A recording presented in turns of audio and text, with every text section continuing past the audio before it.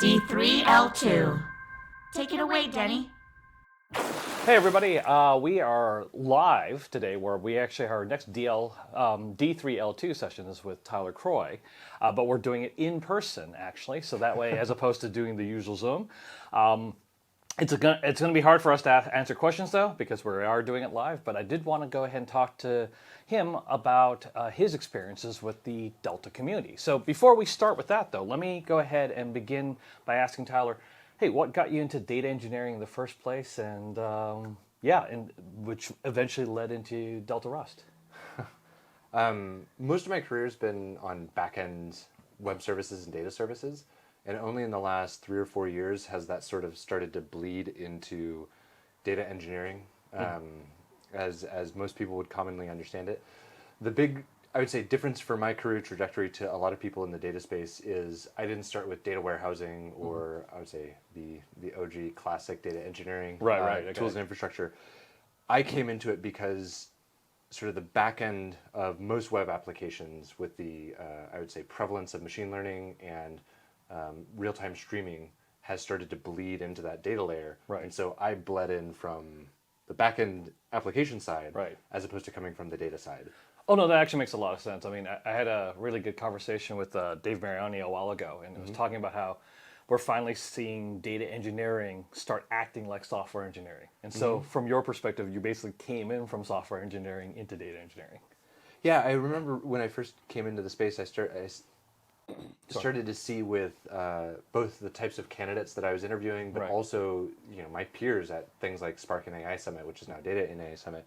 And there's this almost like a schism of like the old guard and the new guard, which reminded me a lot of the, I would say, traditional systems administration world and the DevOps community. Right. Which the DevOps community was just bringing software engineering disciplines, insofar as we have software engineering discipline, into the operation space. And what I've seen a lot in the data space over the last 3 or 4 years has been sort of the same thing, where software engineering, as it's commonly understood in practice, is starting to come into the data space and accelerate things, similar to how the DevOps movement changed a lot of organizations. Right, and so I think from that standpoint, that's actually an excellent segue about, well then, what spawned you to even just be even interested in Delta Lake in the first place, just from the standpoint that since you did come from a software engineering perspective, what was it that led to this interest? And then, of course, that'll segue right into Delta Rust as well. But let's just start with why even caring about Delta Lake in the first place. It's complicated, as these things typically are. I think it's only a 30-minute session, so we'll probably need it. We can get it down. Yeah, we'll get it down. Right? The trajectory that I followed was very similar, I think, to a lot of people that ended up with Delta Lake in that they're on the cloud and having come from a traditional Hadoop or HDFS sort of world, and the pains that go along with that. Right, fair enough. The environment that I came to Delta Lake from was just this monstrous HDFS installation. Fair enough. With, I think the last numbers I remember running before we shut it down, 68% of the files in HDFS were small files. Right. There's ORC, there's RC files, there's all manner of mishmash of stuff there. And when me and some of the other individuals that I work with stumbled into Delta Lake, we started going down this list of like, well, here are the problems of storing a data lake in the cloud, especially on AWS S3, which is still eventually consistent. It's become more consistent, but it's still eventually consistent. And just by adopting Delta Lake, we're checking like one box after the other, and then there's this whole host of other features that came along with it to really. We were going to use Parquet anyways. We were going to do these things on S3 anyways, and when we just sort of like put Delta Lake as the sort of the interface layer between us and object storage, so many things became easier. Like it was, I don't understand actually why most people don't. Like anybody that's not choosing Delta Lake, I don't get it. Like I have such difficulty understanding why people do that. Well, I mean, part of it also is just they probably also didn't come from a history of actually knowing the difference between base and ACID in the first place, right? The idea of like you've called out that like it's eventually consistent. A lot of people still to this day may not even understand that particular concept in the first place. And so, from your perspective, what were the systems that ultimately led to you realizing that this idea of basically eventual consistency thing was actually problematic for you? a lot of the workloads that we were running on this data lake were organic in their history. Got it. Fair enough. Which is as diplomatic as I can phrase it. No problem.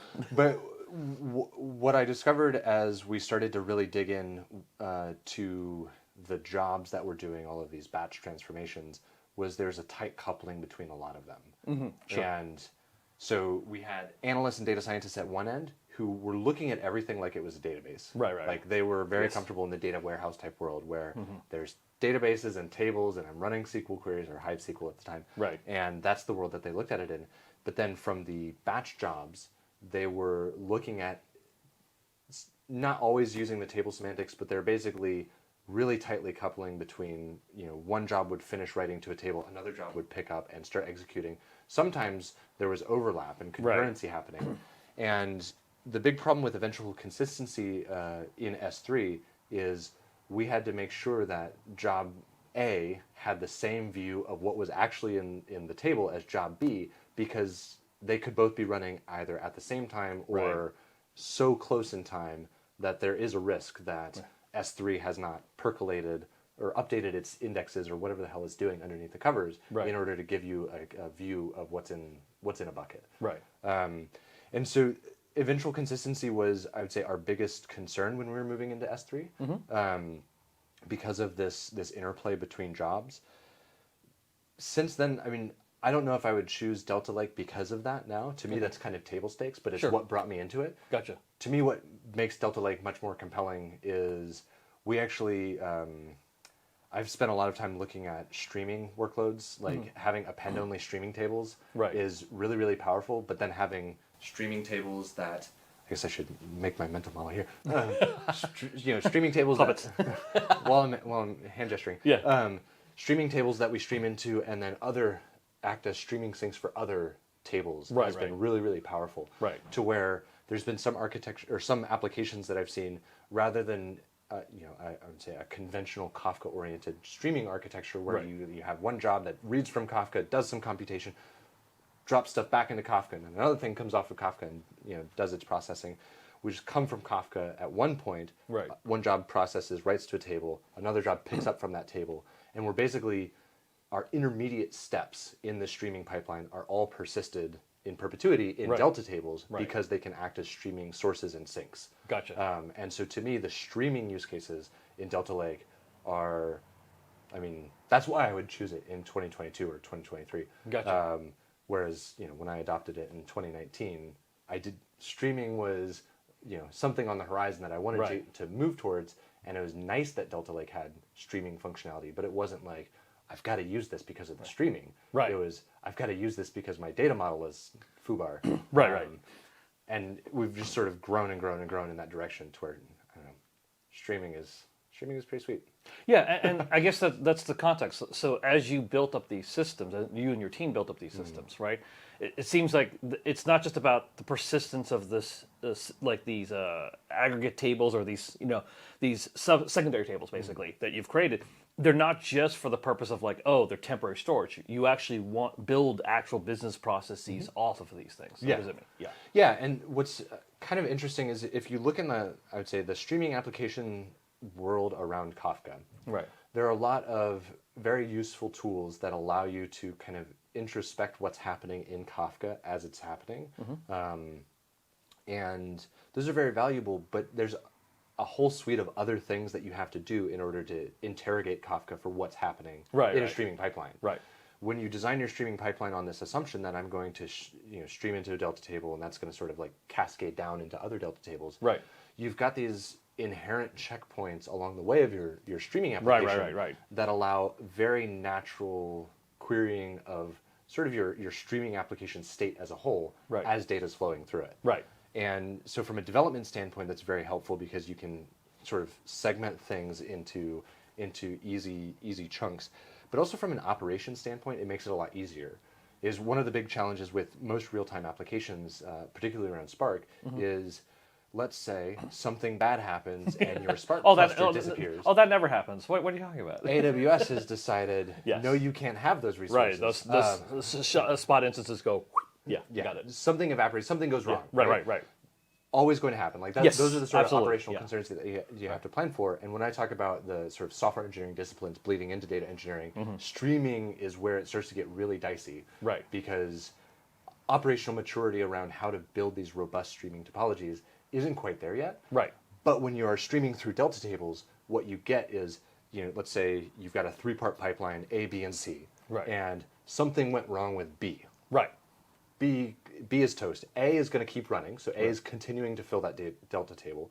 B is stopped, and C doesn't get any data anymore. Right. You have an opportunity now, because you have data in that A delta table, to backfill. Right. And to figure out what's going wrong Right. and restart your stream processing from B Right. down to C and catch up. Right. And that's something, if you are orienting around Kafka, and I mean, I'm a huge fan of Kafka. I'm not besmirching Kafka. I think it's actually a really powerful message bus Right. for a lot of applications. But for that sort of streaming application, you've got a limited time Right. because you're basically going against the clock on how much disk space your brokers have, Right. and what your retention period on those topics Right. are. Exactly. Yeah. And so if you can't find that, in some cases I've seen topics that are like 24 hours of retention period. And that's it. or, Yeah. Yeah. I like to set them at least for like 4 days. Right. Because if something fails on like the Friday before Labor Day. Exactly. Yeah. Exactly. I'm going to pick that up afterwards. Yeah. But when you're syncing into delta tables, what that means is you're on top of S3. You're not going to run out of S3. Yeah. Exactly. The cloud is Magic. infinite.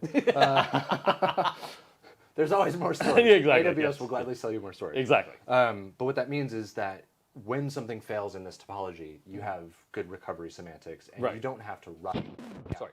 the way that you might if you're around Kafka or Celery or any other like message queue Right. that's driving your streaming application. Right. Kafka is still a very powerful source at the top of the pipeline, but once you get into the streaming application and that stream processing, I think channeling through delta tables works out really, really well. Right. It's an architecture, or it's a pattern that I think more people would do well to really adopt. Cool. And so then let me shift gears a little bit. You mentioned Kafka, which is great. You also mentioned with Spark, but then it was your team that actually was the genesis of Delta Rust in the first place. In fact, we're talking to QP. One of these recordings, we're talking to QP. I actually forget which one it is. So apologies for the time frame switch here.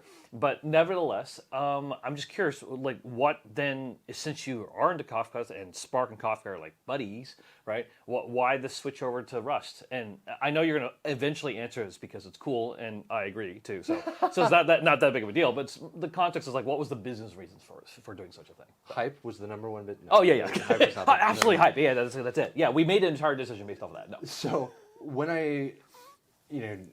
I look at the operational expenditures of the data platform, ML platform, or infrastructure as a whole, Right. what a lot of people in the Delta Lake ecosystem, but even outside, with Redshift or AWS Lake, or what's that, Glue?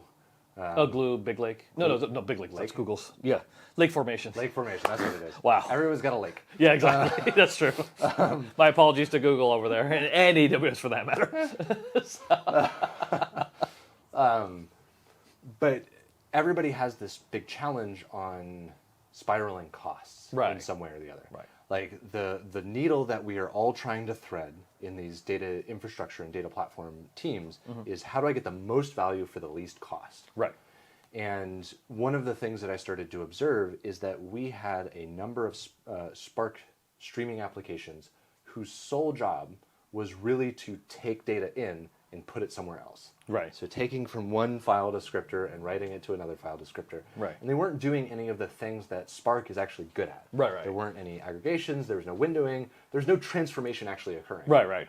So I was looking at this bucket of cost, and for me, ingestion is not data engineering. Right. Okay. Ingestion is, I don't know, it's kind of perfunctory, boring infrastructure task. Right. But data engineering, the real fun stuff gets to be where you're looking at huge sets of data and trying to spin it and look at it different ways and answer questions for the business. Right. That's the data engineering part. Right. So I was interested in Rust with Delta Lake because I actually already had introduced Rust into the pipeline. Okay. Got it. So way up the chain, I had deployed some Rust that was bringing things from an external streaming provider into Kafka. Okay. So I had Rust deployed. And when I looked at these tiny Rust daemons that were deployed in AWS Fargate, they're costing like hundreds of dollars a month, if that. Right. Like the total cost of ownership was like $1,000 a year, something ridiculous. Right. Orders of magnitude lower than I expected. Okay. And then I started to walk that streaming pipeline down and say, like, well, then we get to Kafka. Great. I mean, Kafka is going to be expensive because it's a behemoth, and it rightfully is a behemoth. But then down from Kafka, we look at consumers. What are these consumers doing with it? Right. And one of the big consumers was just taking things from Kafka and putting it into a bronze table in Delta Lake. Sure. All the cool stuff happens downstream from Right, that right, bronze right. table. Right. But that one piece of the puzzle was just doing that. And so I had this hypothesis that Delta Lake as a protocol is very simple. Okay. I've described it as it's Parquet files with some JSON attached to it. Mm-hmm. That's all it is. Yeah. There's some interesting semantics that are possible there, but at the end of the day, on S3, you've got JSON files and Parquet files, and that's it. Yeah. Nothing special. So I knew the Delta protocol was fairly simple, and I had this hypothesis that if I could get a writer, something that's capable, I don't really need to read, because you need to read Delta if you want to do processing. I've got Spark. I've got a great processing engine. Right. So I don't really need to read, but I need to write. Right. So I spent some time working with the Apache Arrow community. There's a guy named Neville that we worked with out of South Africa that actually did some of the Parquet implementation in Rust and some of the Arrow implementation on top of that. Okay. Because at the time when we started, Rust couldn't actually write Parquet in the way that we needed to write Parquet. I didn't realize that. Okay, wow, okay. So the project actually started way before you may realize. Yeah, in that case, it obviously does, yes. To build a streaming application, first you must invent the universe. Oh, yeah. Yeah. And so Neville implemented some of the Parquet and Arrow things that we needed to actually write Parquet from Rust. Okay, gotcha. So then once we had that, then it became a matter of building the Delta writer on top of that. Gotcha. And what's really interesting about the investment, like my use case, I just hit the mic. Yeah, that's okay. My use case was really, I need to take JSON from Kafka Right. and write it to a Delta table. Right. That's why the Delta RS project exists, because Right. I need to take things from one file descriptor and write them to another. Right. Once QP, I kind of nerd sniped QP a little bit because I reached out to Databricks at the time. We are, the company I work for is a Databricks customer, and tried to goad them into doing it. Yeah. Like, we would really benefit from some Rust support. I'm like, we don't speak Rust. What are you talking about? Get out of here. I was nice. Wasn't I nicer than that? No. Okay, fair enough. Get out of here. You're wasting my time here. But QP and I had chatted about it a little bit, and a lot of developers I know will make assertions like, that can't be that difficult. Right. That should be simple. And one of my favorite things to do is to check them on that. So like, oh, really? Like you think you could bang this out in a couple of days? And so he actually he took it upon himself he wanted to play with the Delta protocol. He implemented a first cut on the protocol reader, Right. just to process the protocol over a weekend, and then that started to sit around for a little bit, and it wasn't for a couple of months that we started to really invest in the Delta writer side of things. Right. But by then, he had been playing with it sort of nights and weekends sort of thing. I had been playing with it nights and weekends sort of thing. Sure. It was on GitHub. Other people started to see it. We talked to you about it. And people started to come out of the woodwork. A lot of people were actually really interested in that reader use case. Right. My business use case never changed. I needed to write things from one side to the other. Right. But a lot of really interesting reader use cases came up. And all of a sudden, people came out of the woodwork and well, yes, I want something in Rust. Right. Because Rust is cool. Yes. But one of the reasons that I was originally motivated to use Rust is a very embeddable place to start. Right. So if you look at Golang, or if you look at Python or Ruby or Node, if you come to them with something that looks like a C library, it can behave as a module. Right. So there's a guy in France named Florian who's a big committer on the Delta Lake Python implementation, which is based off of Delta Rust. Right. And that's using it's Maturin and PyO3, which basically gives you a really clean binding from Rust into Python, because Python is C. And so without much effort, we have native Python bindings. So In Spark, you can use PySpark, Right. which is fine, but you're carrying the JVM with you. Exactly. With Delta Lake, if you just do a pip Install Delta Lake, yeah. then you're reading natively from your Python interpreter, and then you can start to use pandas and do all these really interesting things. Yeah. And that was the vision for using Rust to begin with. Is I know that I want to do more things that aren't necessarily in Rust. Like I want to write Rust. Not everybody wants to write Rust. Sometimes Python is the right choice. Sometimes Ruby or Node is the right choice. But I knew if I started at Rust, then I had a pretty easy pathway to start supporting these other languages. Right. And so that was the second part of it. Like I knew I could get really fast performance out of it and really low cost infrastructure for that writer use case. But also, it gives you a really great foundation to go kind of anywhere. Right. Anywhere outside the JVM. Right. You can go if you start with Rust. So let's nail that a little bit.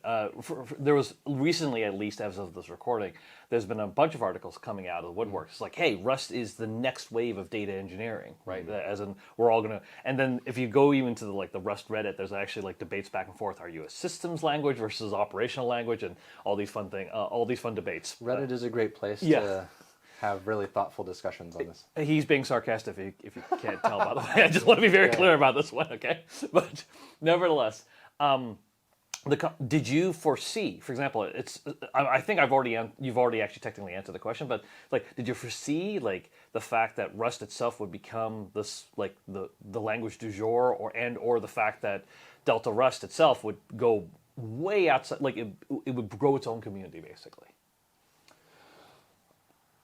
I knew that Rust was going to continue to grow. The reason that I knew Rust was going to continue to grow was largely because everybody that I know, and myself included, once you get over that sort of steep learning curve with Rust, there is a tendency for all of us, myself included, to be like, I want to write more things in Rust. Right. Like it's just a very pleasant language to work with. But one of the things that I saw when I started to build daemons in it, like system daemons that were doing high performance or high concurrency workloads, is I didn't think about them being high performance or high concurrency workloads. Oh, right. Okay. So I got, because of its memory safety model, you can build things that are highly concurrent and high performance without thinking that hard about it. Right. You can do that to a certain extent with Scala, and to a certain extent if you're just working on top of Java. But with Rust, there's applications that I deployed that I didn't think at all about memory management. I didn't think all about performance tuning. Right. And they were really, really high performance, just kind of by default. Right. Like once you can, now please take this with a grain of salt, you can write really poor performing shit in Rust. You can absolutely do that. Yeah. I have absolutely done that. But with some thoughtfulness, but not being a super strong systems developer, right, you can come up with something that's going to be high performance using some of the crates that are available and the intrinsic memory model that Rust has. So I knew Rust was going to get more powerful and more broadly adopted. In the data space in particular, what I think helps drive Rust adoption is there are a number of individuals and organizations that experience something similar to what I experienced, where Spark is a very powerful tool. However, it's a very powerful tool that does a lot of things. Yeah. And so in order to launch a Spark job or Spark cluster, you're looking at lots of resources in AWS to run that. Yeah. For larger organizations, that may not be as big of a concern. Like once you're getting into the world of like AWS savings plans and really tuning your spot usage, you're probably like, it's not that big of a deal. But in the smaller domain, when you're looking at data sets that maybe don't necessarily benefit from 100 node clusters, right. Maybe it's like if I can bring 32 cores to this problem, I can solve that pretty quick. Right. Spark is a huge tool to bring to those little problems. Right. And so there's a lot you can do with just pandas, for example. There's a lot you can do with data fusion if you're staying in the Rust organization, in the Rust ecosystem. And so I think what a lot of people have found is that we have these huge hammers in the JVM ecosystem. Right. And then you've got like pandas, or these little libraries at the other end, but there's not a lot in between. Right. And there's a really great opportunity where you can get a lot of, I would say, horsepower out of a data application that's built on top of Rust, whether it's in Rust or whether it's Python on top of Rust or whatever, because the Rust layer is so efficient. Right. You can get a lot out of it. At the end of the day, though, there are data sets that are bigger than one machine, and you will always need that sort of big iron approach of like, I have a 10 terabyte data set that I need to process in some way. Right. I'm not going to do that on one machine. Yeah. And so there are projects in the Rust ecosystem that are looking at solving that. One, which has been sort of loosely floating around the Delta Rust community. It gets mentioned every now and then. It's called Ballista, Yep. which is now in part of Apache Arrow. It like went out from Apache Arrow and it came Back in, yeah. Yeah. which is really interesting. Which Yeah. is like Andy Grove might come punch me in the face at some point. I think of it as like Spark in Rust. Right. Because it has like an orchestration engine. There's Yep. there's a lot of the same boxes on the flow chart Right. that Spark has are there for Ballista. Yeah. That's still too early. Of but course, yeah. Things like using pandas on top of Delta Rust or Data Fusion Right. do solve quite a lot. Yes. Like QP, for example, I don't know if you've seen his project called Row API or Read Only API. Oh, yeah. Actually, yes, I have. Sorry, Like, yes. That's yeah. a very novel use case that solves this sort of like middle and down market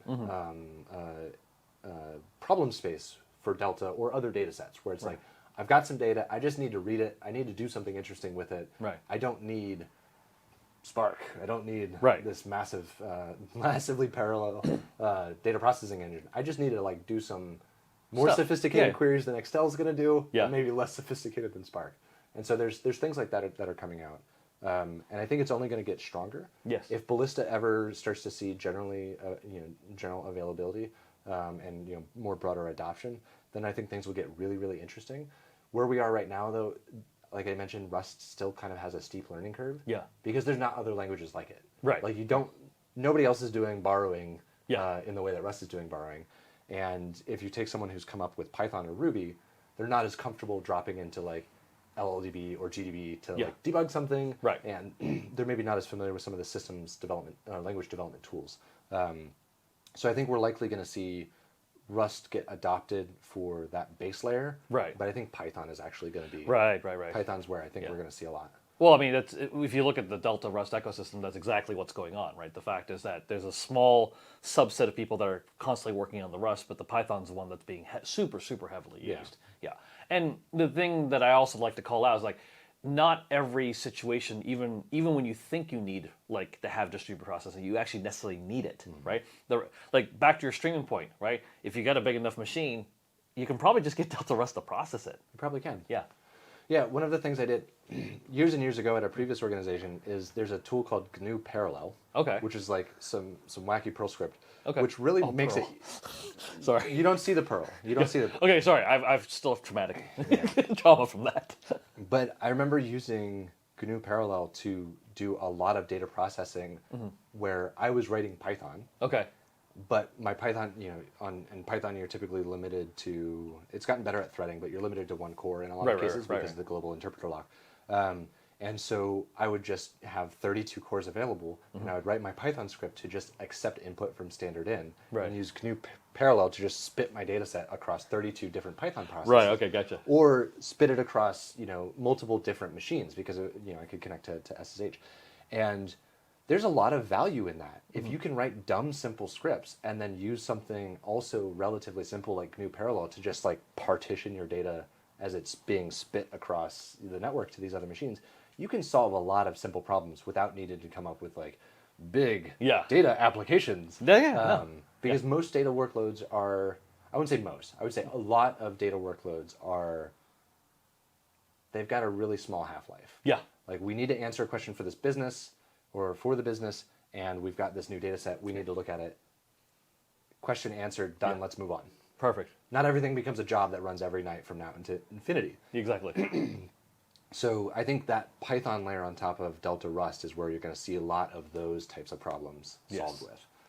If anybody's writing nightly jobs in Pandas with Delta Python, I'd love to know about it. Like drop in our Slack channel. That'd be really interesting. But I think most use cases, it's more that ad hoc. Like I have a question, I need to answer it.